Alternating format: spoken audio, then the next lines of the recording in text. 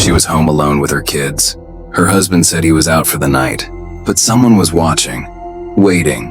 What happened next shattered everything she thought she knew about the people closest to her. This is Kelley Clayton's story, told in her own words. They say your home is where you should feel safest. That was true for me once.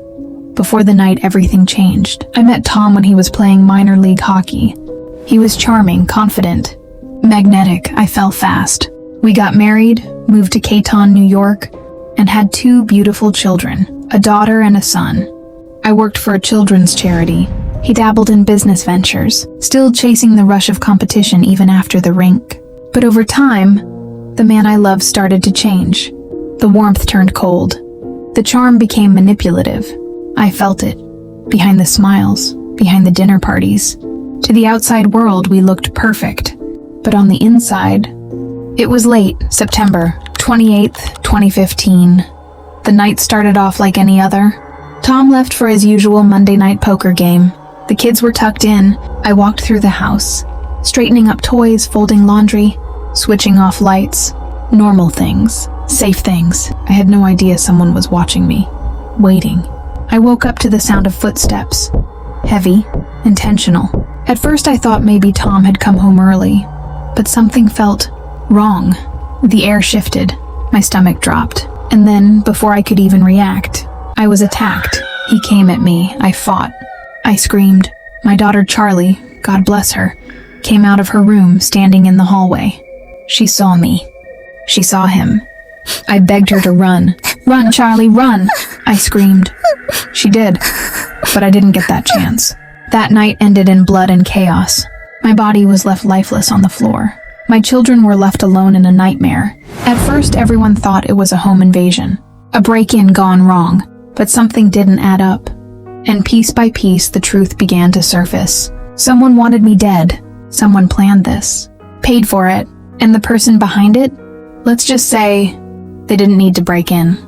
They already knew exactly where I kept the spare keys. The investigation started right away. I wasn't just another victim. This was personal. The way I was attacked, it was rage-filled, intimate, and I knew, even in death, that the people I loved wouldn't stop until they found out who did this to me. My sister promised me that. The first major clue, my daughter, Charlie. She was only 7 years old, but her memory, her strength, it blew everyone away. She told the police about a man in dark clothing with no hair, about hearing me scream, about my last words to her, and something else, something no one expected. She said the man looked familiar.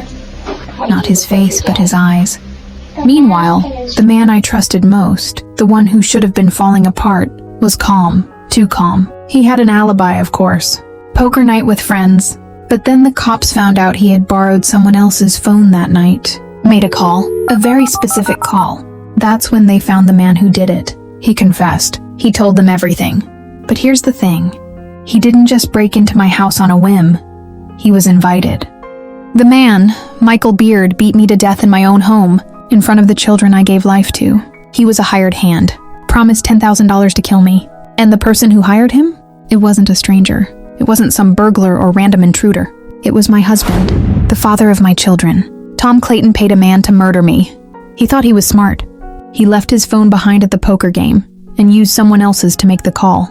But the police weren't stupid, and neither was my daughter. She told them what she saw, what she heard, what she felt. She was only 7 years old.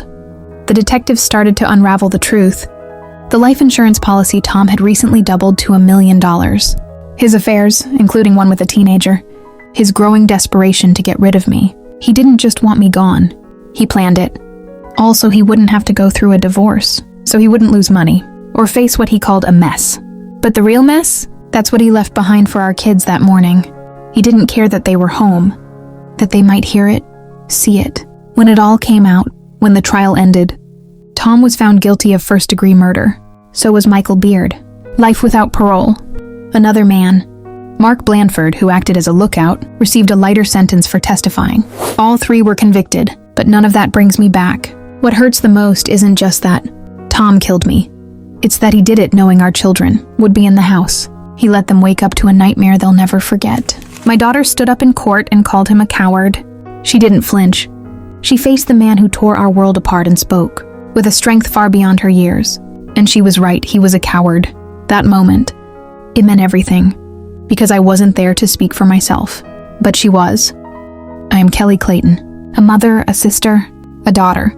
I tried to build a life around love, and I was killed by the man who promised to protect me. But you know what? My voice didn't die with me, Charlie remembered. My sister fought. The detectives connected the dots. And now you know the truth.